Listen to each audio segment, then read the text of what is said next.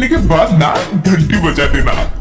ताकि मैं जब भी कोई नया वीडियो अपलोड करूँ तो तुम्हारी फोन की भी घंटी